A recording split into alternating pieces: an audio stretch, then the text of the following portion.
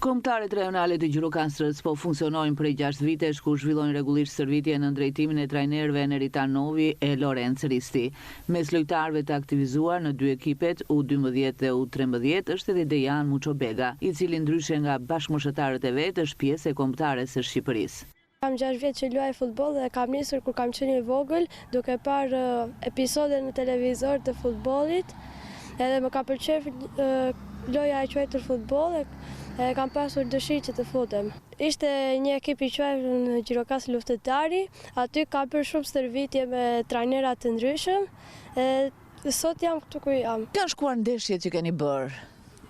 Shumë mirë, kemi shkuar për të lozur në Fier, kemi bërë turne të ndryshme. Si jeni paraqitur si ekip?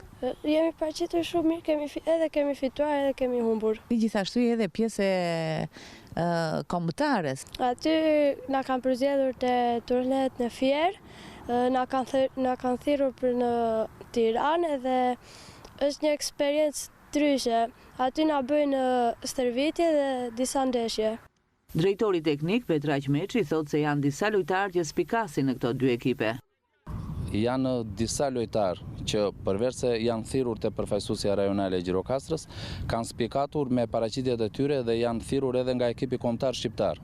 Një lojtar i datëlindjes 2014 dhe 2 lojtarë të datëlindjes 2013 që janë në vëzhgim të vazhdueshëm nga sektori teknik i pranë Federatës Shqiptare të Futbollit dhe që shumë shpejt besoj se edhe ata do thirren për provat e radhës që ata, kurse lojtari i datëlindjes 2014 është pjesë e ekipit kombëtar shqiptar. Shoqata rajonale e futbollit Gjirokastër vijon rregullisht seancat stërvitore një herë në javë në fushën e vjetër të sportit, ndërkohë që po përgatitet për turneun e 2 të sezonit, ku i presin 3 takime secilën prej skuadrave U12 dhe U13.